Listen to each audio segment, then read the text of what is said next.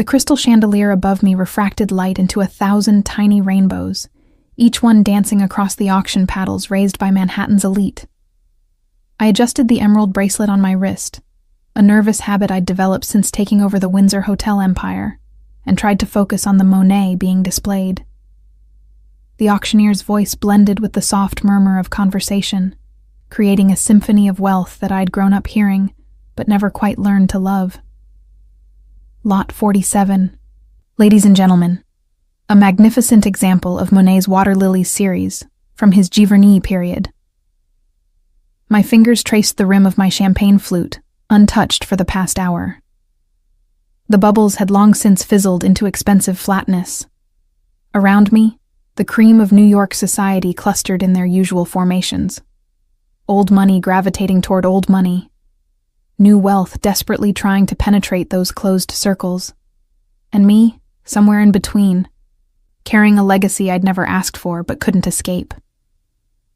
The Guggenheim's private auction room smelled of aged wood and fresh orchids, mixed with traces of Tom Ford and Chanel that followed the crowd like invisible calling cards. I recognized most faces. Board members from various charities, rival hoteliers, society photographers who pretended their presence was about art rather than gossip. My publicist, Andrea, had insisted I attend. Visibility matters, Nora. The Windsor name needs to be seen supporting the arts. What Andrea didn't understand was that visibility felt like vulnerability lately. Ever since my father's sudden death 8 months ago, leaving me sole heir to a hotel empire spanning 3 continents, I'd felt eyes on me constantly. Calculating eyes, measuring eyes, eyes that saw dollar signs rather than a person. 27 million, someone called out, and I shifted in my Louboutin, the red soles hidden beneath the hem of my black Versace gown. The dress had been another of Andrea's selections. Classic, but commanding, she'd said. What it really was restrictive. The fitted bodice made it hard to take the deep breaths I needed when anxiety crept up my spine like it was doing now. I glanced at my phone. 10:47 p.m. Another 13 lots to go. The charity would benefit. The Windsor Foundation would make its usual donation regardless. But I longed for the quiet of my penthouse, where I could shed this persona of the composed heiress and just be Nora, who still felt like a fraud in boardrooms and preferred room service to 5-star restaurants. "Excuse me, Miss Windsor?" A waiter appeared at my elbow, silver tray balanced perfectly. "Compliments of Mr. Hayworth." I followed his gaze to Richard Hayworth, a property developer who'd been aggressively pursuing a partnership with Windsor Hotels. His smile was practiced, predatory. I shook my head politely. "Please thank Mr. Hayworth, but I'm fine." The waiter nodded and retreated. I'd become expert at these soft rejections, the delicate dance of maintaining business relationships while establishing boundaries. My father had made it look effortless. 8 months later, I still felt like I was performing a role I'd never auditioned for. The Monet sold for $32 million. As the handlers carefully removed it from the display easel, I noticed movement in my peripheral vision. 3 men in dark suits had entered through the service door, unusual for security, who typically remained stationed at designated posts. They moved with purpose, not scanning the room, but focused on something specific. On me. My heartbeat quickened. I cataloged exits automatically. Main entrance, service door they'd used, emergency exit behind the temporary stage. The crowd around me continued their conversations, oblivious. The men split up, 1 remaining by the service door, 2 moving along opposite walls. Classic positioning. I'd seen enough security details to recognize the pattern. But these men weren't protecting anyone. They were hunting. I stood slowly, smoothing my dress with hands that wanted to tremble. The key to not attracting attention was moving with purpose, as if you had somewhere specific to be. The ladies' room, a perfectly reasonable destination. I placed my clutch under my arm and began threading through the crowd. Nora, darling. Vivian Ashford, a family friend, caught my arm. I've been meaning to ask about the Windsor Milan. I'm so sorry, Vivian, I interrupted gently, noting one of the men had adjusted his trajectory to match mine. I'll find you in a moment? Her expression flickered with surprise at my rudeness. But I was already moving. The ladies' room was 20 feet away. 15. 10. A hand closed around my upper arm, firm enough to stop me without causing a scene. Miss Windsor. The voice was quiet, accented. Eastern European, maybe Russian. You will come with us quietly, please. I turned, meeting eyes that were flat and professional. Up close, I could see the bulge beneath his jacket. Armed. In the middle of a charity auction attended by judges, politicians, and business titans. I believe you're mistaken, I said, proud when my voice remained steady. His grip tightened fractionally. No mistake. You will come now, or we will make a scene that ends badly for others here. Your choice. The second man had positioned himself on my other side. Trapped. My mind raced through options, each one ending with potential collateral damage to innocent bystanders.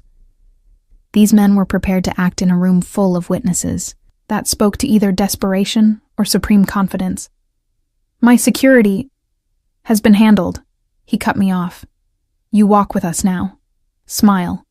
We are old friends escorting you to a meeting.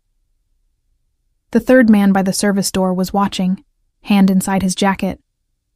How many more were there? Who had sent them? The questions would have to wait.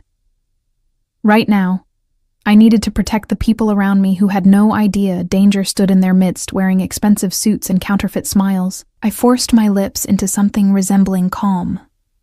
Where? Outside. Car is waiting. He began guiding me toward the service door, his partner flanking my other side. To observers, we might have looked like business associates. The grip on my arm told a different story. My heels clicked against the marble floor, each step taking me further from the relative safety of the crowd. The service hallway was dimmer, lined with catering supplies and coat racks. The third man fell into step behind us, boxing me in completely. What do you want? I asked as we approached a freight elevator. You will transfer ownership of Windsor hotels to designated accounts, the leader said, pressing the elevator button. Documents are prepared. You will sign, authorize transfers, and everyone walks away intact. The elevator doors opened with a soft chime that felt like a countdown. Once I was in that metal box, my options would shrink to nothing. The leader gestured for me to enter. I hesitated on the threshold, calculating odds that weren't in my favor.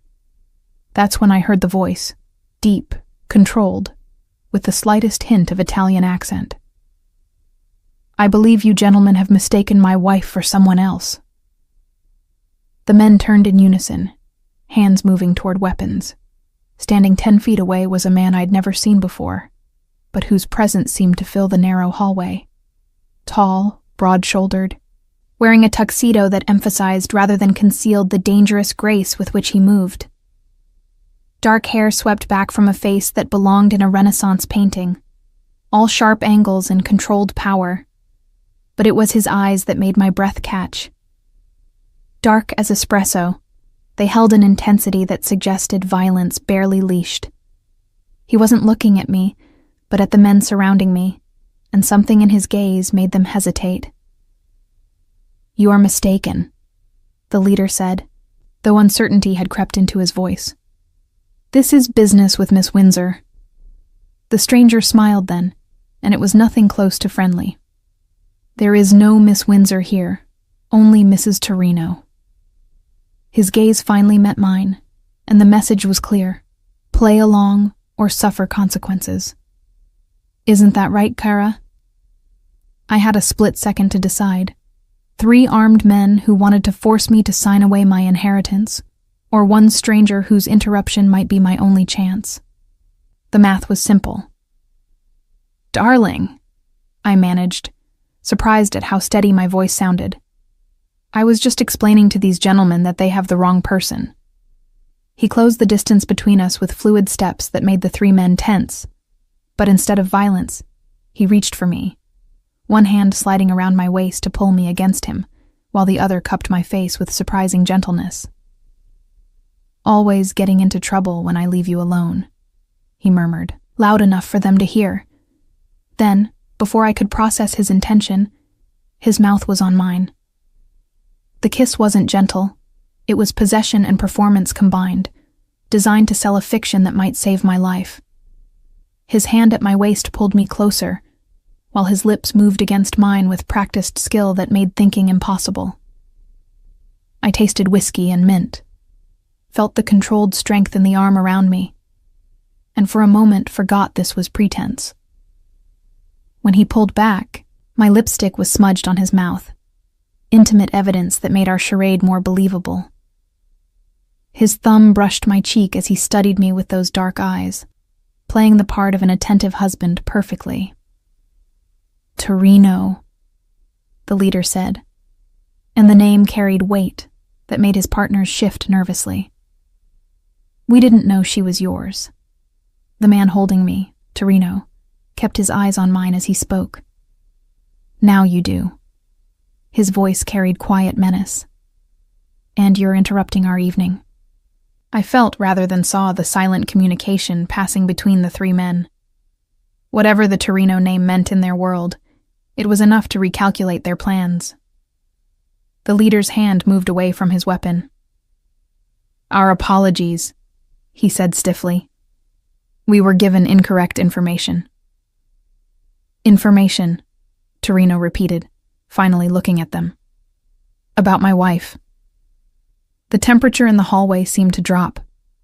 I played my part, leaning into his side as if seeking protection. His arm tightened around me. Reassurance or warning, I couldn't tell.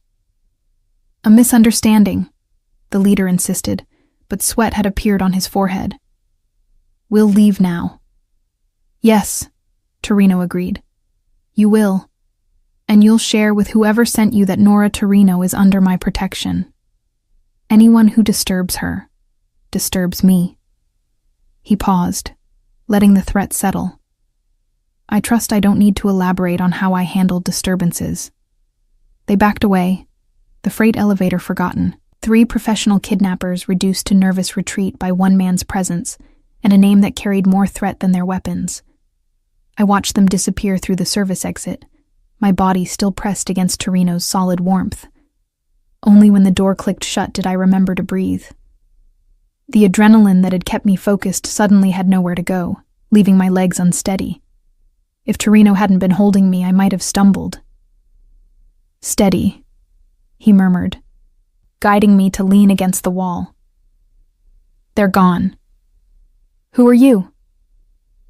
My voice came out shakier than I'd like. Up close, I could see details the dramatic lighting had hidden. A thin scar through his left eyebrow.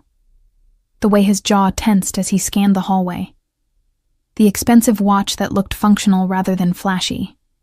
Everything about him suggested controlled power. From the perfect fit of his tuxedo, to the way he positioned himself between me and potential danger. "Dominic Torino," he said, producing a pristine handkerchief from his pocket. "And you're bleeding." I looked down, surprised to see crimson drops on my dress.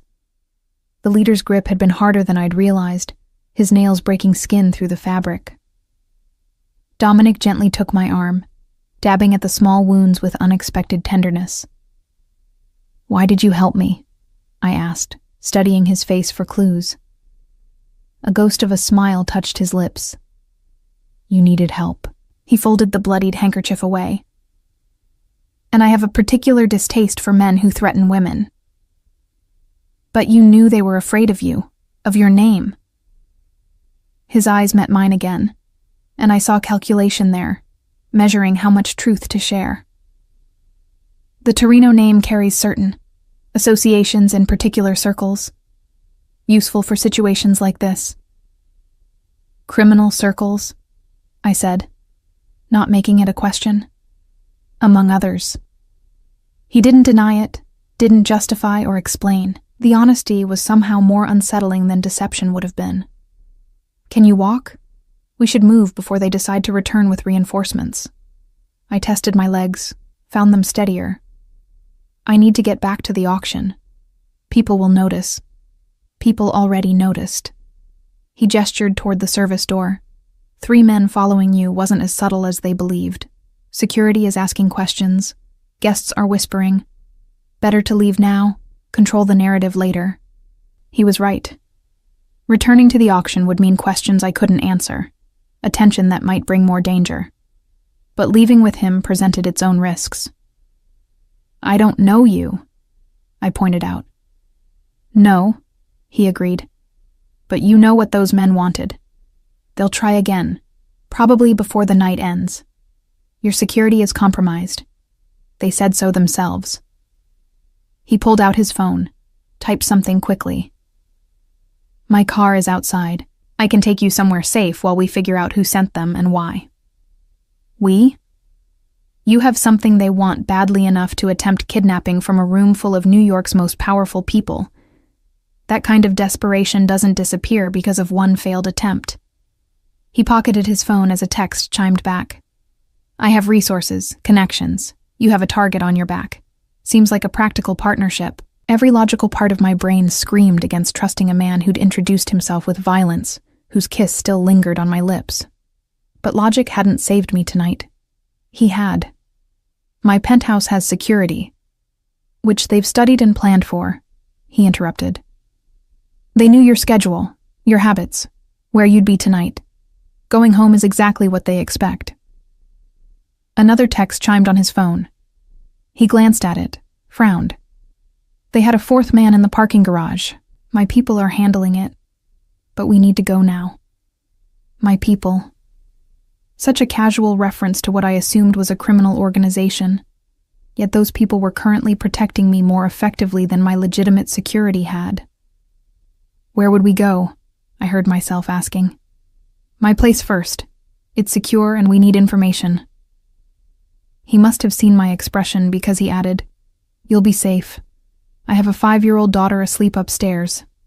Despite what you're thinking about me, I don't bring danger home to her. A daughter. The detail humanized him in a way that his gentle handling of my wounds hadn't. Criminals didn't usually mention their children to potential victims. Either he was telling the truth about helping me, or he was a masterful manipulator. All right, I decided, because staying meant certain danger, and going with him meant only probable danger. In my world of calculated risks, those were better odds. He guided me through a maze of service corridors, his hand light on my lower back. We emerged into a loading dock where a black Bentley waited, engine running. The driver, a mountain of a man with careful eyes, opened the door without being asked. Marco, Dominic said as we slid into leather seats that smelled of sandalwood. Any problems?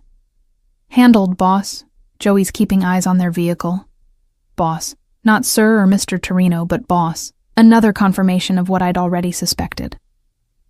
I was climbing into a car with a man who commanded the kind of loyalty that came from either deep respect or deeper fear.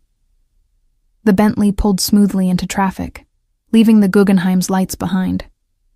I watched the city blur past tinted windows, my reflection a ghost overlaid on familiar streets. Dominic sat beside me, close enough that I could feel his warmth but not touching. The space between us felt charged with possibilities I didn't want to examine. Tell me about the men, he said finally. You recognize them? No, but they knew about my security, my schedule. They wanted me to transfer ownership of Windsor Hotels. His expression sharpened. The entire company? That's what they said. They had documents prepared. I rubbed my arms, suddenly cold despite the car's warmth. Someone planned this carefully. Someone with inside knowledge, he agreed. Who benefits if you lose control of the company? The question I'd been avoiding since those men cornered me, because the answer led to places I didn't want to go, to suspicions about people I should be able to trust. My Uncle Charles would be next in line, I admitted quietly. But he's family. He helped raise me after my mother died. Dominic made a non-committal sound. Family can be the most dangerous enemy. They know your weaknesses, your patterns.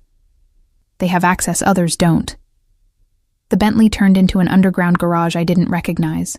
Security cameras tracked our progress, and I counted at least 3 men in strategic positions before we reached Dominic's private section. Whatever else he was, paranoid wasn't an unfair assessment. "Relax," he said, noting my tension. "These precautions have kept my daughter and me safe for years. They'll keep you safe tonight." The private elevator rose silently through the building's core, requiring both a key code and biometric scan to operate. Dominic stood with the easy stillness of a man comfortable in his own space, while I fought the urge to fidget with my clutch. Each floor we passed felt like another step away from my normal world, deeper into his. "Penthouse," he said as the doors opened. "Welcome to my home." I stepped into a space that defied expectations. Where I'd imagined ostentatious displays of wealth, the typical gangster cliché, I found understated elegance, warm hardwood floors, exposed brick walls, modern furniture that prioritized comfort over statement. But it was the details that caught me. Children's drawings held by magnets on stainless steel appliances, a pink backpack forgotten by the entry table, tiny shoes lined up beside expensive men's loafers. "Lily's asleep," he said quietly, noting my focus on the domestic evidence. "Mrs. Chen, her nanny, has the night off, but Roberto's keeping an eye on things." As if summoned, a distinguished older man appeared from what I assumed was the kitchen. His assessing gaze took in my disheveled appearance and the blood spots on my dress without visible reaction. "Sir," he said to Dominic. Miss Lily woke briefly but settled back. "I've prepared the guest suite as requested." "Thank you, Roberto. This is Ms. Windsor. She'll be staying tonight while we handle a security matter." "Of course." Roberto inclined his head to me. "Shall I prepare something to eat? Perhaps some tea?" Food was the last thing on my mind, but Dominic answered for me. "Tea would be good. Something calming." He turned to me. "You're in shock, whether you feel it or not. Your body needs warmth and sugar." I wanted to argue that I didn't need him making decisions for me, but the tremor in my hands suggested he might be right. Roberto disappeared back toward the kitchen, leaving us alone in the living space. "Sit," Dominic said, guiding me to a leather sofa that probably cost more than most people's cars. "I need to make some calls, find out what my people have learned." He shrugged out of his tuxedo jacket, revealing a crisp white shirt that did nothing to civilize the dangerous lines of his body. The shoulder holster he wore should have frightened me. Instead, it felt like confirmation. At least he wasn't hiding what he was. I watched him pace near the windows, phone to his ear, speaking rapid Italian too quiet for me to decipher. The city sparkled beyond the glass, a glittering reminder of the normal world that felt very far away. My own phone buzzed with missed calls. Andrea, my head of security, various board members who'd attended the auction. Soon I'd have to craft explanations, spin stories. But not yet. Roberto returned with a tea service that belonged in a 5-star hotel. Delicate china, fresh lavender honey, butter cookies that looked homemade. He set it on the coffee table with practiced efficiency, and withdrew. "Information is coming," Dominic said, ending his call. He sat across from me, maintaining careful distance. 3 men were hired through intermediaries, paid in cryptocurrency, professional but not elite, which is why they backed down from the Torino name. And the 4th man? Being questioned. Something in how he said it made me not ask for details. "He'll provide more specific information about who hired them." I poured tea with hands that only trembled slightly, the familiar ritual grounding. "Why are you helping me? Really?" He leaned back, considering. "Would you believe simple human decency? From a man whose name terrifies professional criminals." A smile ghosted across his features. "Fair point." He was quiet for a moment, then, "I've built my life on certain principles, They might not be principles you'd approve of, but they're mine. Men threatening women violates those principles. Men threatening women at events I attend with my daughter nearby. That requires response. Your daughter was there? In theory, with her art teacher. They left before the excitement started, thankfully. His expression softened. She's 5. Obsessed with Monet lately because her teacher showed them the water lilies. I promised to show her the painting before someone bought it. The image was incongruous. This dangerous man indulging a child's interest in impressionist art. Yet the tenderness in his voice when he spoke of her was unmistakable. Tell me about her, I found myself saying. His whole demeanor shifted, pride evident. Lily's exceptional. Too smart for her own good, questions everything. Her mother died when she was 2, car accident, so it's been just us and whatever help I trust enough to bring into our lives. He paused. She'd like you. You have kind eyes. Kind eyes? That's how she categorizes people. Kind eyes or mean eyes. Very binary worldview at 5. I sipped my tea, processing this glimpse behind his controlled facade. A single father raising a daughter while running what I assumed was a criminal empire. The contradictions should have been jarring. Instead, they made him more real, more dangerous in ways that had nothing to do with violence. My phone rang, shattering the strange intimacy of the moment. Andrea's name flashed on screen. I should take this, I said. He nodded. Keep it vague. Your location. What happened? Trust no one until we know more. The warning reminded me of my reality. I answered, crafting careful half-truths. Yes, I'd left suddenly. No, I wasn't hurt. Security issue being handled. I'd be in touch tomorrow. Andrea's questions grew more pointed, but I pleaded exhaustion and ended the call. She'll have questions, I said unnecessarily. Everyone will. The question is who's asking out of concern and who's fishing for information. He rose, moved to a wall I'd thought was decorative paneling. It opened at his touch, revealing a sophisticated security setup. Multiple screens showed feeds from around the building, the garage, even the street outside. No unusual activity yet, but they'll regroup. I joined him, studying the feeds. You live like this? Constantly watching? I live cautiously. There's a difference. He glanced at me. You're going to have to learn the distinction if you want to survive what's coming. You think this is just the beginning.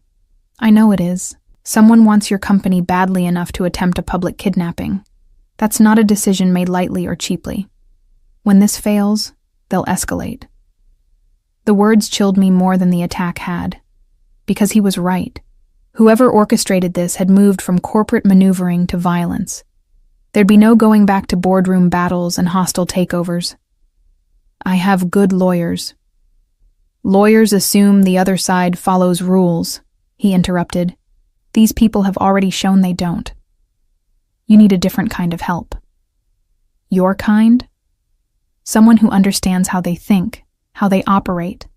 Someone they're afraid of. His dark eyes held mine. I can be that for you. But it comes with complications. What kind of complications? He was quiet for a long moment, seeming to weigh his words. Association with me will raise questions. Your reputation will take hits. Business partners might get nervous. And you'll have to trust me with information about your company, your life, that you probably don't share with anyone. And in return, protection. Real investigation into who's behind this. Resolution. He paused. I don't do things halfway, Nora. If I commit to helping you, I'll see it through. The way he said my name sent an unexpected shiver through me. I looked away, focusing on the security monitors to avoid examining that reaction. I don't have much choice, do I? There's always a choice. You could go to the police, hire more security, hope for the best. But we both know how that ends. We did. My father had tried legitimate channels when a rival attempted hostile takeover tactics. The legal battles had dragged on while the real damage happened in shadows.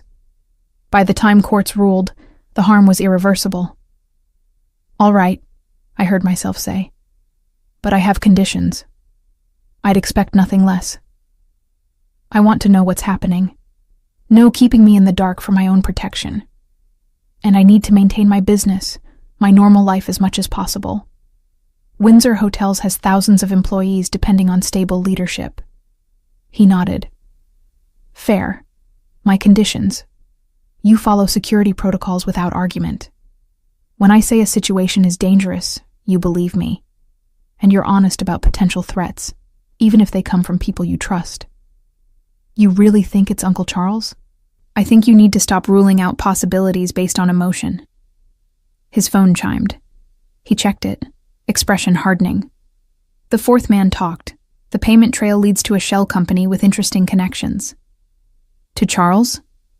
"To your board of directors, specifically to accounts associated with board member vote proxies." He met my eyes. "Someone's not just trying to steal your company. They're trying to make it look legal when they do." The revelation hit like cold water. Board proxies meant someone was collecting voting rights, planning a coup that would stand up in court. The kidnapping would have just been the start. Sign over control under duress, then use board mechanics to make it stick. "I need to see the records," I said, mind already racing through who had access, who'd been pushing for proxy assignments. "Tomorrow. Tonight you rest. You're safe here, and you'll think clearer after sleep." He gestured toward a hallway. "Guest suite is the second door. Roberto put some clothes in there. They'll be too big, but better than sleeping in that dress." I looked down at my ruined Versace, the blood spots now brown against black fabric. Evidence of how quickly my controlled world had shattered. "Thank you," I said, meaning more than just the clothes. He studied me for a moment, and I wondered what he saw. A privileged heiress in over her head? A potential complication to his ordered life? Or something else entirely? "We'll keep you safe," he said finally, "both from whoever's hunting you and from the choices that might require."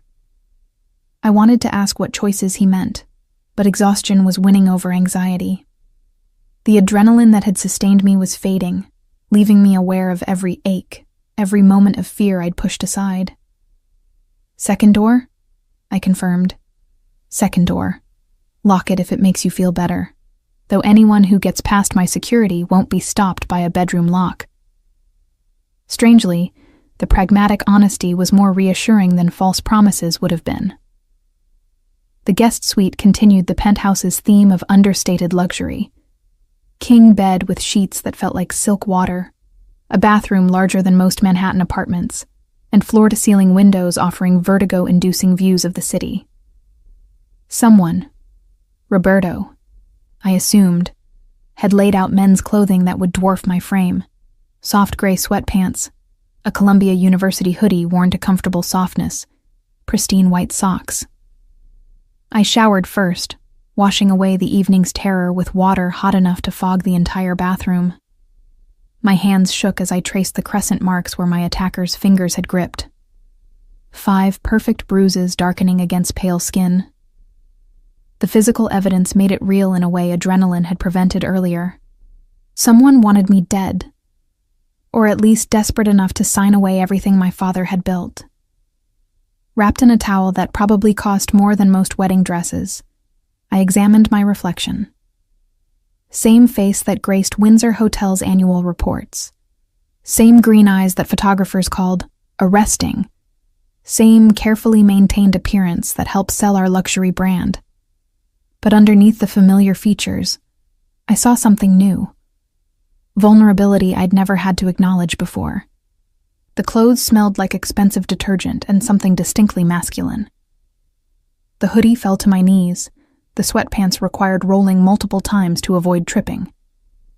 I looked like a child playing dress-up, but the soft fabric felt like armor against the night's chill.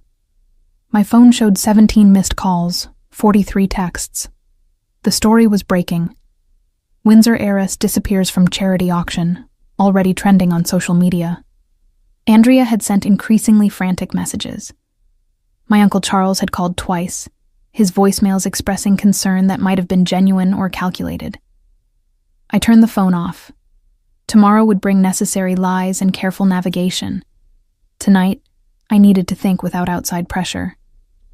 A soft knock interrupted my spiral toward panic. I opened the door to find Dominic, now in dark jeans and a black Henley that emphasized rather than concealed his dangerous build. He held a steaming mug. "Roberto insisted," he said, offering what smelled like hot chocolate. His cure for everything from skinned knees to existential dread. I accepted the mug, warmth seeping into my cold hands. "Does it work?" "Ask Lily. She's had her share of both." He leaned against the doorframe, not entering uninvited. "Can't sleep." Every time I close my eyes, I feel them grabbing me. The admission slipped out before I could censor it. His expression darkened. "They won't touch you again." The certainty in his voice should have been presumptuous. Instead, it steadied something inside me. I sipped the chocolate, rich, complex, with a hint of cinnamon, and wondered how I'd gone from fearing this man to finding comfort in his presence. "Tell me about the shell company," I said. "Tomorrow, please." I met his eyes. "I need to understand what I'm fighting." He studied me, then nodded toward the suite sitting area. "Get comfortable. It's complicated." I curled into an oversized armchair while he took the couch, maintaining professional distance that felt both respectful and charged. The city glittered beyond the windows, oblivious to the drama playing out in this tower. "The shell company is 3 layers deep," he began. "Registered in Delaware, owned by a Cayman entity, which traces to a Swiss trust. Classic structure for hiding ownership. But my people are good at following money." And they found patterns. The same structure has been acquiring Windsor Hotel stock through multiple brokers over the past 6 months. Never enough to trigger disclosure requirements. Always just under reporting thresholds. Someone's been building a position while staying invisible. My stomach clenched. "How much do they have?" "Based on tonight's preliminary data, between 15 and 20%. I nearly dropped the mug. 20% was significant. Enough to cause serious problems with the right board allies, combined with proxy votes. "If they get my shares, they'd have effective control," he finished. "Your kidnapping wasn't random violence. It was a carefully planned corporate takeover using criminal means." The sophistication of it chilled me. This wasn't some thuggish shakedown, but a complex scheme requiring financial expertise, legal knowledge, and criminal connections. "Who has that kind of resources?" I asked, though I feared the answer. "Someone with inside knowledge of Windsor Hotel's structure. Someone who knew you'd inherited sole control, understood the proxy system, had access to board voting patterns." He paused. "You said your uncle helped raise you. Tell me about him." I didn't want to. Charles had been my rock after my mother's death when I was 12. The uncle who attended school plays when my father was traveling, who taught me to drive in the Windsor Hotel's parking lot after hours.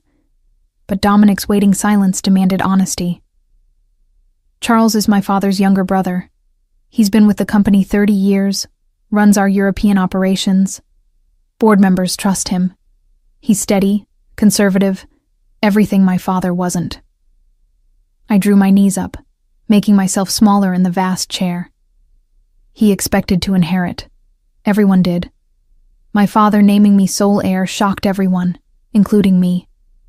How did he react? I remembered that awful day, reading the will in the lawyer's office. Charles's face had cycled through surprise, hurt, and something else before settling on supportive understanding. He congratulated me, said Dad knew best, that he'd support whatever I needed. The words tasted bitter now. He's been helpful, maybe too helpful in hindsight. Keeping close to monitor your decisions? Offering guidance, suggesting board members who might support my initiatives.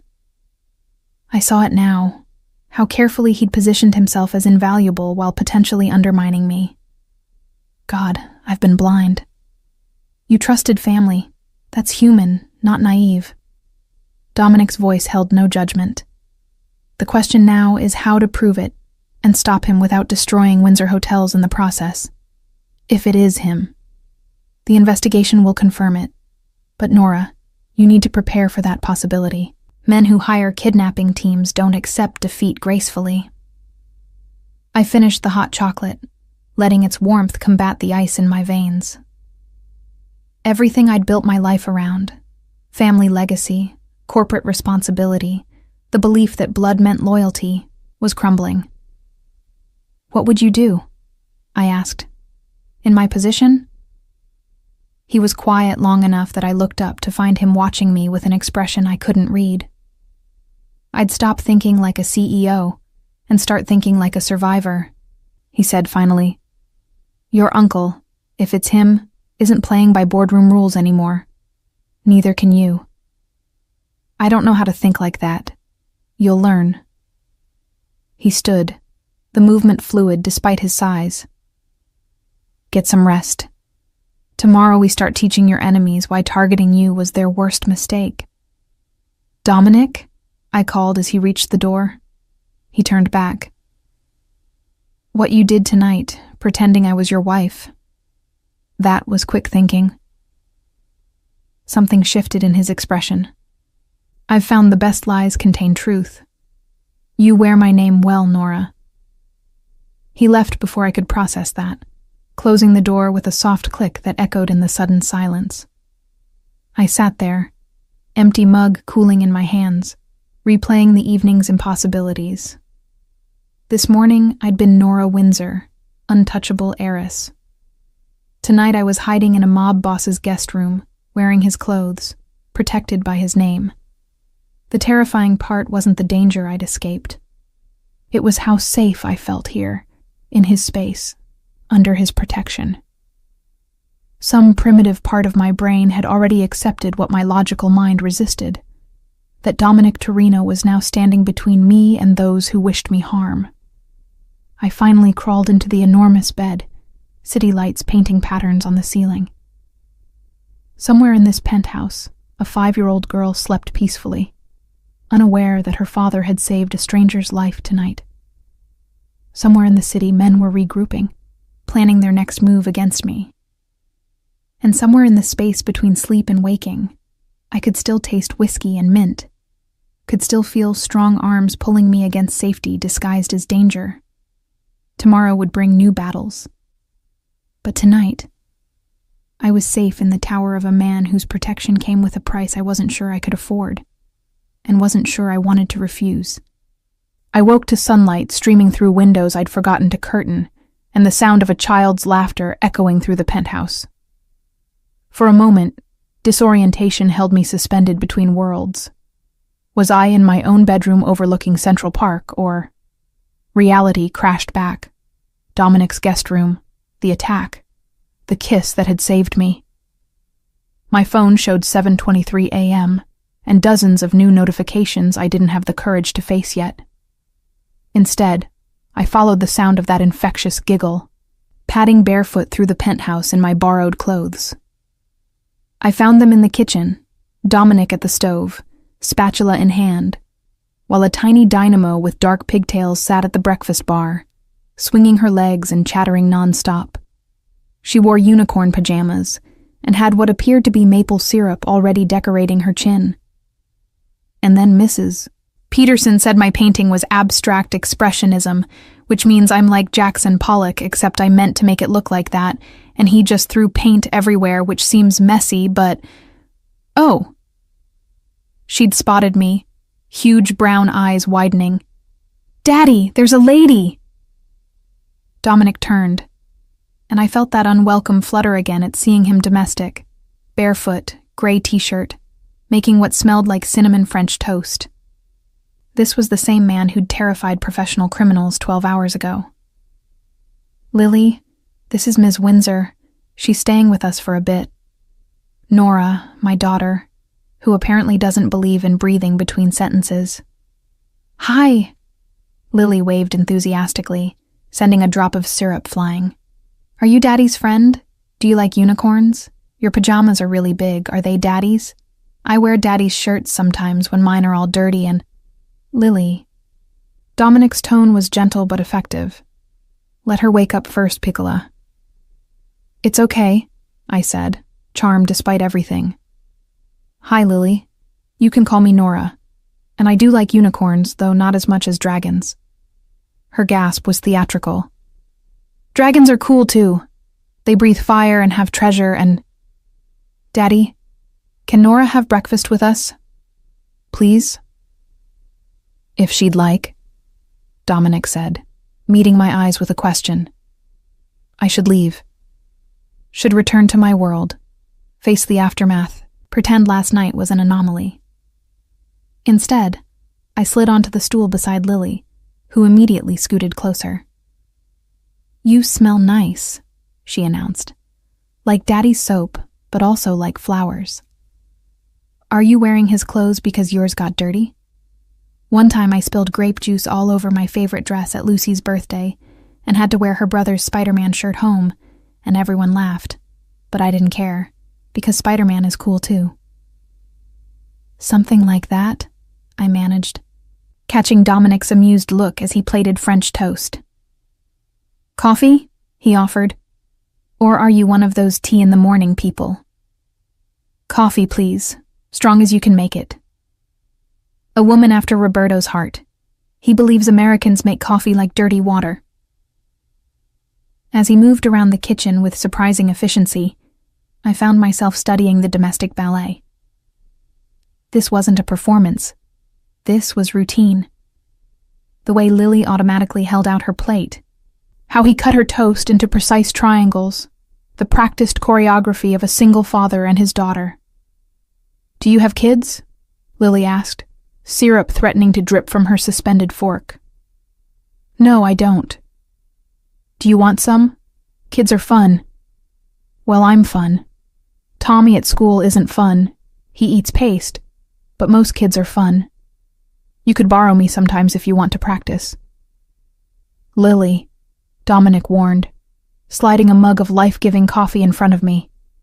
"What? I'm helpful. I helped Mrs. Chen with her grandson when he visited. I showed him all my best toys and only made him cry once, and that was because he's scared of Mr. Whiskers, not because of me." "Mr. Whiskers?" I asked, then immediately regretted encouraging her. "My dragon.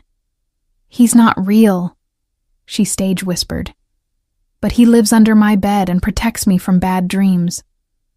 Daddy got him for me after Mommy went to heaven." The casual mention of death from such a young soul made my chest tight. Dominic's expression flickered with something, old pain maybe, before smoothing out. "Finish your breakfast, baby. Mrs. Chen will be here soon to get you ready for school." "Can Nora come to school with me? Ms. Windsor has her own work to do." "What kind of work?" Those brown eyes fixed on me with genuine curiosity. "I run hotels," I said, keeping it simple. Her eyes widened. "Like where people sleep when they're on vacation. That's so cool. Do you have pools?" "I love pools. Daddy, can we stay in Nora's hotel? Can they have unicorn rooms?" "We don't currently have unicorn rooms," I admitted, "but that's an excellent idea. Maybe you could design one for me?" The squeal of delight probably woke half the building. Dominic shot me a look that was part gratitude, part warning about what I'd unleashed. But Lily's enthusiasm was infectious. Her chatter about color schemes and glitter walls a perfect distraction from the weight of last night's revelations. "Marco called," Dominic said quietly while Lily drew unicorn hotel designs on a napkin. "We have more information. When you're ready, we should talk." The real world intruding on this pocket of unexpected normalcy. But I nodded, downing the rest of my coffee like liquid courage. Mrs. Chen arrived precisely at 8, a composed, middle-aged woman, who took in my presence without visible reaction. Lily hugged her, then surprised me by hugging me too, her small arms fierce around my waist. "Bye, Nora. I'll draw more unicorns for your hotels." Then she was gone in a whirlwind of backpack gathering and shoe finding, leaving Dominic and me alone in the suddenly quiet kitchen. "She's wonderful," I said, meaning it. "She's my everything. No pretense, no masculine hedging, just simple truth.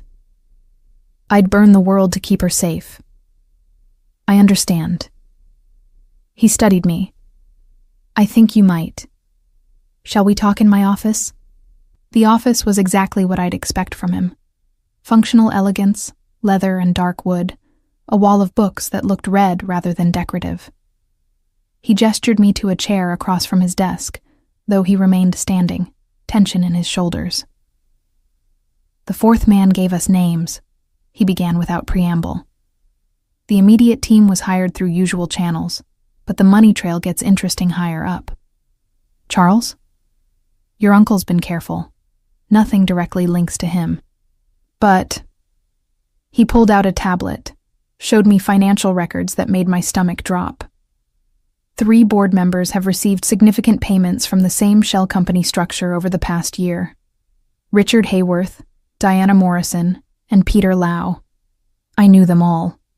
Had sat across conference tables from them, trusted their guidance. Richard had been particularly vocal about supporting my leadership publicly. "They're building a coalition," I said, seeing it clearly now. "Accumulating shares and proxy votes while keeping me distracted with small battles. 23% confirmed so far. If they get your 31%, game over." I stood, needing to move. They'd have majority control, could vote me out, restructure everything. Completely legal if I'd signed under duress. Except for the kidnapping part, which they'd claim to know nothing about. Plausible deniability while I disappear, or have an accident or simply lose credibility. The full scope of it was staggering. They've been planning this since Dad died, maybe before. Dominic moved closer, not touching but present. "What do you want to do?" "Fight back, but I don't know how. The board meets in 10 days. They'll probably try to force a vote then. I can't prove anything yet, and accusations without evidence will make me look paranoid, unstable. You need leverage. I need a miracle." "No," he corrected, his voice carrying that dangerous edge I'd heard last night. "You need someone who plays by different rules. Your uncle made a mistake bringing violence into this. That opened doors he won't like." "What kind of doors?" His smile was sharp. "The kind where I have conversations with people about their poor life choices. Where information gets shared that wasn't meant to be. Where pressure gets applied in ways corporate lawyers can't counter." "You're talking about..." "I'm talking about protecting you. The methods are my concern. I should have been appalled. Should have insisted on legal channels only. Instead, I felt relief. Because he was right. My uncle had changed the game's rules. I couldn't win playing defense with Robert's rules of order. "What do you need from me?" I asked. Something shifted in his expression. Respect, maybe. "Access to board communications, financial records, and you'll need to maintain appearances. Go to work. Act normal. Don't let them know you're aware of their plan." "While you what?" "Convince them that targeting you was the worst decision of their lives." The promise in his voice sent shivers through me. This was who he really was. Not the gentle father making French toast, but the man whose name alone could send armed criminals running. My phone rang. Andrea again. This time I answered. "Nora, thank God. Where are you? Are you safe? The police are here. The board is in emergency session." "I'm fine," I cut through her panic. "There was a security threat last night. I'm dealing with it. The press is going crazy. 3 men were found unconscious in the Guggenheim's parking garage. They're saying you were attacked. Andrea, breathe. I used my boardroom voice. I need you to schedule a press conference for this afternoon. I'll make a statement about enhanced security measures and business continuing as normal. But 2 o'clock, my office. Have security sweep everything twice. I caught Dominic's nod of approval. And Andrea, don't trust anyone. Not the board, not security, no one. Only speak to me directly. Nora, you're scaring me. Good. Stay scared and stay smart. I'll see you at 1:30. I hung up, the weight of what lay ahead settling on my shoulders. But when I turned, Dominic was there, solid and certain. You did well, he said. Show strength. Don't reveal what you know. Make them wonder what you're planning. Well, you actually plan something. I already am.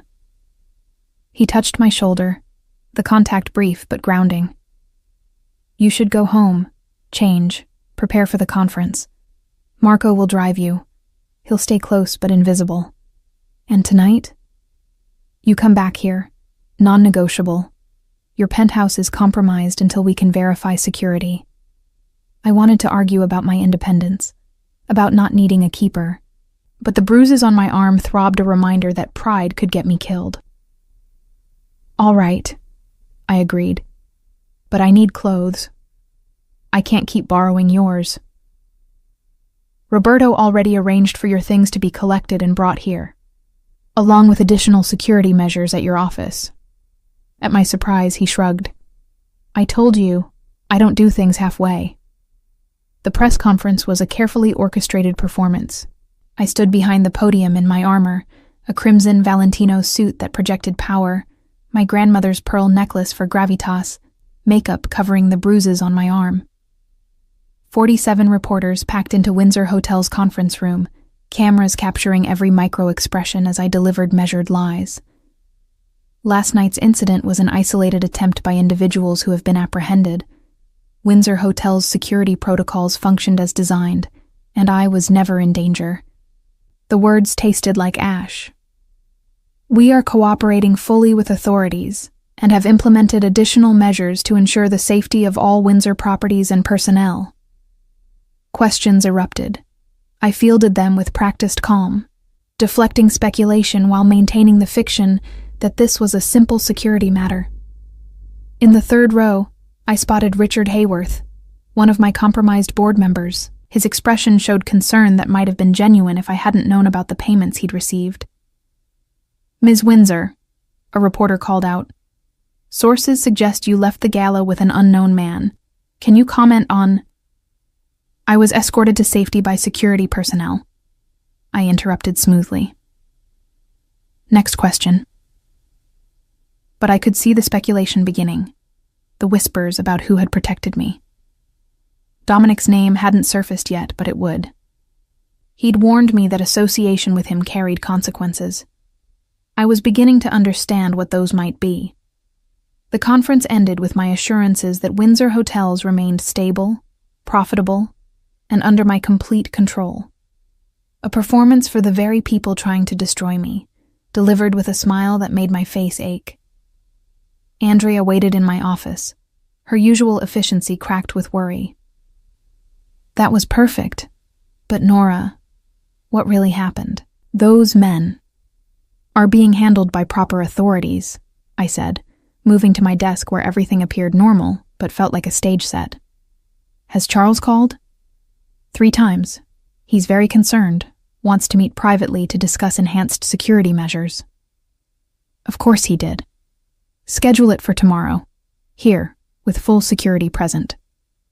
He suggested his club. Here, I repeated firmly.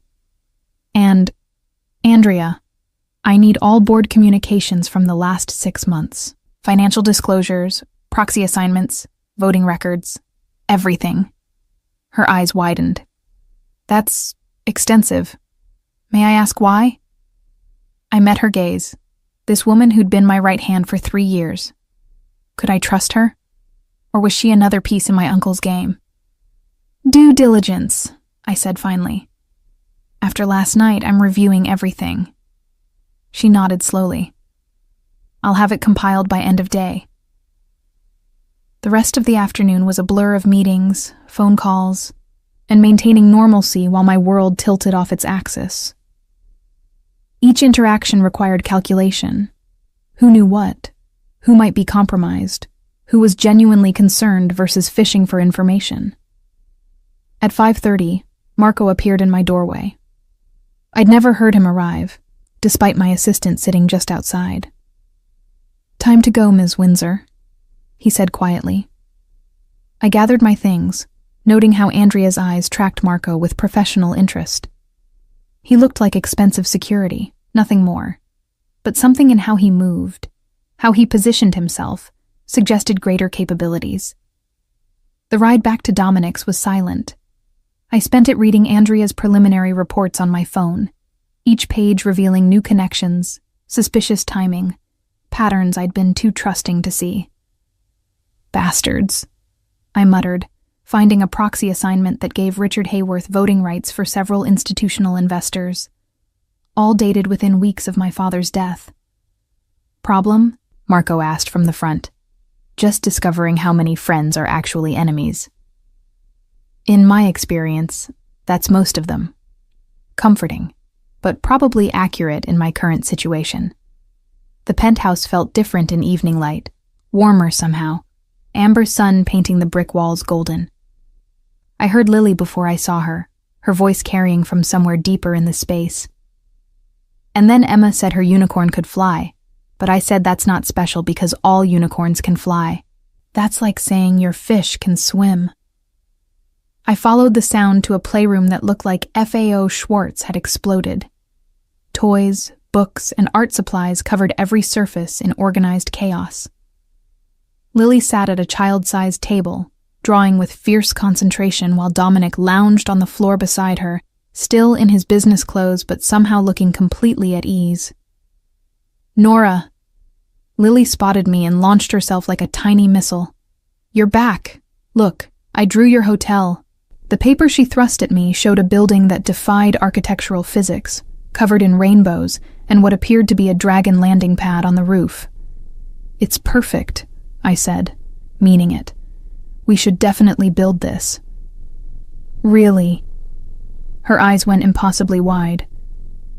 "Well, we might have to adjust the rainbow slide slightly for safety codes." She giggled, pulling me toward the table. "Sit. You can help me color the dragon. Daddy's terrible at staying in the lines." "Slander," Dominic said mildly, unfolding from the floor with that fluid grace. His eyes met mine over his daughter's head, a silent question. "How did it go?" I gave a tiny shrug. Survived, nothing resolved, and let Lily boss me into selecting the proper shade of purple for dragon scales. The next hour passed in a bubble of normalcy I desperately needed. Lily chattered non-stop about school, her friends, her teacher's new hamster that was probably plotting escape because hamsters are sneaky like that. She was brilliant, precocious in a way that reminded me of myself at that age. Too smart, too aware, trying to understand an adult world through child's eyes. "Dinner's ready," Roberto announced from the doorway. "Is it spaghetti?" Lily asked hopefully. Roberto makes the best spaghetti. It's like eating clouds, except clouds made of cheese and tomatoes and... "Yes, Piccola, it's spaghetti," Roberto confirmed with fond exasperation. Dinner was surreal. Sitting at Dominic's dining table, helping Lily avoid wearing more sauce than she ate, discussing first-grade politics with the gravity they deserved. This was his life, the part hidden from the world that knew only his dangerous reputation. "Can Nora stay forever?" Lily asked as Roberto cleared plates. "She's nice and she smells good and she knows about dragons and hotels." "Lily, we have room. She can have the guest room permanently. Or, oh, she could share your room, Daddy. Then it would be like a sleepover every night." I felt heat rise in my cheeks as Dominic coughed. "Time for bath, baby." "But, no arguments. You've got sauce in your hair." She did, somehow. With dramatic sighs that belonged on Broadway, she trudged toward her bathroom, Roberto following to supervise. Alone with Dominic, the air changed, charged with awareness I'd been ignoring all day. "Thank you," I said, "for this, for letting me intrude on your evening with her." "You're not intruding." He leaned back, studying me. "She likes you. That's rare. Lily's particular about people. Kind eyes, right?" Among other things. His gaze held weight. "Tell me about today. Really." So I did. The performance, the suspicions, the growing evidence that my uncle had orchestrated a complete takeover. He listened without interrupting, processing information with the focus I'd seen in boardrooms when billion-dollar deals hung in balance. "We need more than financial records," he said finally. "We need communications, plans, proof of conspiracy that can't be explained away." "How do we get that?" "Leave that to me. But there's something else. Your uncle requested a meeting tomorrow. It's a trap." "I know, but refusing looks suspicious." "Then we make it our trap." He stood, moved to the window where city lights sparkled like ground stars. "Come here." I joined him, hyper-aware of his proximity, the heat radiating from his body. "See that building?" He pointed to a gleaming tower 6 blocks away. "Your uncle's office. Right now, my people are having conversations with his security staff, learning schedules, patterns, weaknesses." "You're surveilling him?" "I'm protecting you. That requires understanding your enemies." He turned to face me fully. "This ends one of 2 ways, Nora. Either we destroy their plan completely, or they destroy you. There's no middle ground anymore." The blunt assessment should have terrified me. Instead, I felt clarity. "Then we destroy them first." "You're not who I expected," he said softly. "The princess in her tower, maybe. Some idealistic heiress playing CEO. But you're harder than that, stronger." "Disappointed?" "No." His hand lifted, hovering near my face without touching. "Concerned?" "Why?" "Because strong women who don't know when to bend have a tendency to break. And I find myself increasingly invested in keeping you whole." The words hung between us, carrying more meaning than their surface suggested. I should step back, maintain professional distance. Instead, I swayed closer, drawn by gravity I didn't want to examine. "Daddy, I'm clean." Lily's voice shattered the moment. We stepped apart as she bounded in, damp hair and unicorn pajamas. "Story time? Of course, Piccola." But his eyes stayed on me. "Nora was just telling me about her hotels. Maybe she has a story about them?" 2 pairs of expectant eyes turned my way, ambushed by father-daughter coordination.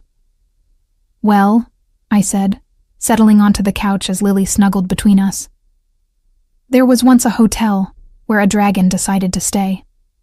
I spun a tale of room service for mythical creatures and concierges, learning to speak dragon, watching Lily's eyes grow heavy. Dominic's arm stretched along the back of the couch, not quite touching me, but present, protective. As Lily finally dozed against my shoulder, tiny hand clutching my sleeve, I caught Dominic watching us with an expression that made my heart skip. "I should move her," he said quietly. "Not yet." I wasn't ready to break this spell, this glimpse of what normal might feel like in his world. So we sat there, his daughter sleeping between us, the city alive beyond the windows, danger circling but held at bay by the man who'd kissed me to save my life and might destroy me in entirely different ways. Tomorrow would bring confrontations, revelations, the battle for my father's legacy. But tonight, I was just Nora, telling stories to a little girl who smelled like strawberry shampoo and believed in unicorns, while her father looked at me like I might be worth burning the world for. The terrifying part was how much I wanted to let him. Later, after Lily was tucked into bed and Roberto had retired, Dominic poured 2 glasses of wine, and we returned to the living room. The domesticity of the evening had lowered my defenses, made me forget who he really was. "Your uncle will come at you sideways tomorrow," he said, shattering the illusion of normalcy. "He'll play concerned family, suggest you're overwhelmed, that you need help, maybe even propose a conservatorship for your own protection." I nearly choked on my wine. He wouldn't dare. "He hired men to kidnap you. There's nothing he wouldn't dare." He set down his glass, moved closer. "When you meet him, I need you to wear this." He produced a slim silver bracelet, elegant and understated. "It's beautiful, but it's also a recording device. Everything said will be captured, uploaded to secure servers." He took my hand, fastened the bracelet with gentle efficiency. Evidence in case he incriminates himself. And if he doesn't, then we escalate. His fingers lingered on my wrist. "I've been patient, played by certain rules because of Lily, because of the life I've tried to build for her. But they threatened you under my protection. That has consequences." "What kind of consequences?" His smile was sharp as winter. The kind that remind people why the Torino name carries weight in certain circles. I should have been appalled, should have insisted on legal channels, proper procedures. Instead, I thought of Lily asking if I could stay forever, of the trap closing around me, of my father's legacy being stolen by the man who'd helped raise me. "Do it," I heard myself say. "Whatever you need to do. End this." He studied me for a long moment, then lifted my hand and pressed his lips to my palm. The gesture was courtly, old-fashioned, and sent heat racing through my veins. "You should rest," he said. "Tomorrow's war begins." I stood on unsteady legs, hyper-aware of his eyes tracking my movement. At the hallway to the guest room, I paused. "Dominic? That kiss last night? Was any of it real?" His expression shifted, walls dropping for just a moment. "All of it. That's what made it convincing." I fled before I could process that admission, before I could make choices I wasn't ready for. But sleep brought no peace. Only dreams of dark eyes and strong hands, of a little girl's laughter and a future I couldn't quite see but desperately wanted to reach. Tomorrow would bring battles and betrayals, but tonight I was safe in the tower of a man who kissed like possession and protected like promise. Tonight, I was home in a place I'd never expected to find it, and that terrified me more than any physical threat ever could. Because I was falling for Dominic Torino, single father, mob boss, my unlikely savior. And when this was over, when my uncle was defeated and my company saved, I'd have to choose between the life I'd always known and the one glimpsing possibility in a penthouse where dragons could stay in hotels and dangerous men read bedtime stories. The tragedy was, I already knew which I'd choose. I just had to survive long enough to claim it.